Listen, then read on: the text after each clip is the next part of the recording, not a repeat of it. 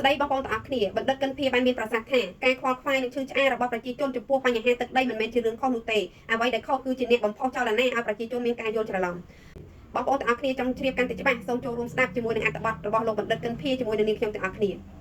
លោកបណ្ឌិតកិនភីអ្នកវិទ្យាសាស្ត្រនយោបាយនិងទំនាក់ទំនងអន្តរជាតិបានបង្ហោះនៅសំណេររបស់លោកតាមទំព័រ Facebook កាលពីថ្ងៃទី25ខែកក្កដាឆ្នាំ2026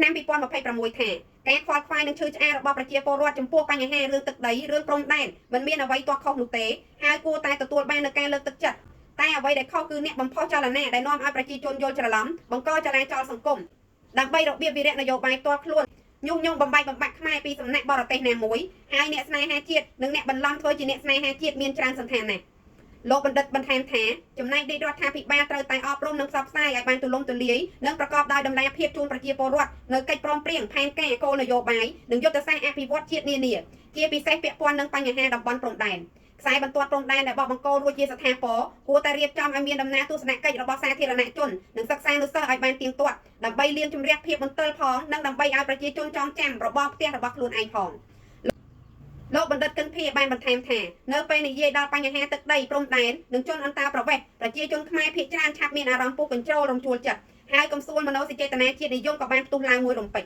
លោកបន្តថារឿងមួយដែលយើងត្រូវស្វែងយល់ពីសង្គមការនេះគឺថាប្រជាជនខ្មែរយើងភាគច្រើនបានស្ពាយជាប់ខ្លួនរាប់ទសវត្សរ៍មកហើយនៅដំណើរប្រវត្តិសាស្ត្រមួយដែលមិនអាចបំភ្លេចបានពាក់ព័ន្ធនឹងបញ្ហាទឹកដីជាច្រើនខេត្តនិងកោះមួយចំនួនរបស់ខ្មែរយើងដែលបានបាត់បង់ទៅប្រទេសជិតខាងរួមមានវៀតណាមថៃឡាវព្រមទាំងលំហូរចូលនៃជនអន្តោប្រវេសន៍ជាបន្តបន្ទាប់នៃដំណាក់កាលប្រវត្តិសាស្ត្រដំណើរប្រវត្តិសាស្ត្រនេះងាយនឹងរើឡើងវិញងាយនឹងឈឺផ្សា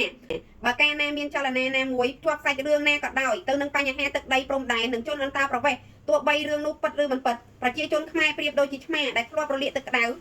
ឃើញទឹកត្រជាក់ក៏ខ្លាចដែរនេះជាការបញ្ជាក់បន្ថែមរបស់លោកបណ្ឌិតកិនភី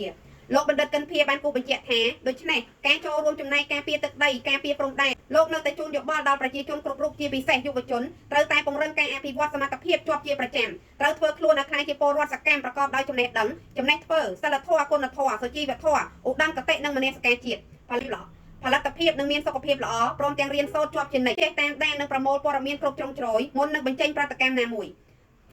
បងប្អូនទាំងអស់គ្នានេះគឺជាអត្ថន័យអត្ថបទមួយដែលបង្ហោះឡើងដោយលោកបណ្ឌិតកិនភីអ្នកជំនាញវិទ្យាសាស្ត្រនយោបាយនិងទំនាក់ទំនងអន្តរជាតិរបស់កម្ពុជាផងដែរហើយបងប្អូនទាំងអស់គ្នាដោយលោកបណ្ឌិតបានមានប្រសាសន៍ហើយថាការខ្វល់ខ្វាយនឹងឈឺឆ្អាលបញ្ហាព្រំដែនរបស់ប្រជាជនកម្ពុជាមិនមែនជាការខុសទេបងប្អូនប៉ុន្តែមានជនឆ្លៀតឱកាសមួយចំនួនបានយកការឈឺចាប់និងការខ្វល់ខ្វាយរបស់ប្រជាពលរដ្ឋនេះបានយកទៅធ្វើជា